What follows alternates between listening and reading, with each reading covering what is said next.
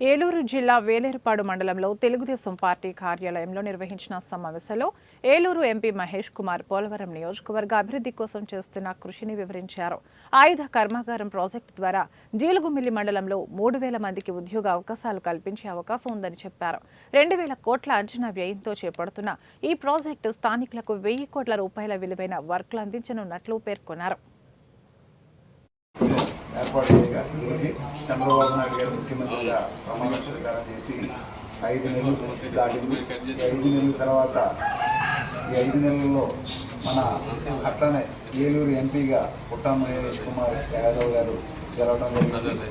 వారు చాలా అంటే ఏలూరు పార్లమెంట్ నియోజకవర్గ పరిధి కానీ వేరే పార్లమెంట్లో కానీ ఉపయోగపడే పనులు, ఎందుకంటే ప్రాధాన్యత ఇస్తున్నారు. రైతులకి పామాయిల్ రేటు పెంచే విధంగా మాట్లాడి పెంచడం జరిగింది. అట్లానే పొగాకుకి అపరాధ రుజువు వేసేవాళ్ళు తూర్పుగోదావరి జిల్లా, ఏలూరు జిల్లాలో, తర్వాత మన ఖమ్మం జిల్లాలో కూడా ఉంది. వారందరికీ లబ్ధి చేకూరే విధంగా కేంద్ర వాణిజ్య శాఖ మంత్రి గారితో మాట్లాడేది రద్దు చేయడం జరిగింది. వందే భారత్ రైలు 3వది వందే భారత్ రైలుకి ఏలూరులో స్టాప్ లేదు. హైదరాబాద్ టు విశాఖపట్నం రైలుకి ఆ స్టాప్ సాధించారు. అట్లానే ఇంకో 4వది నిరుద్యోగ యువతకి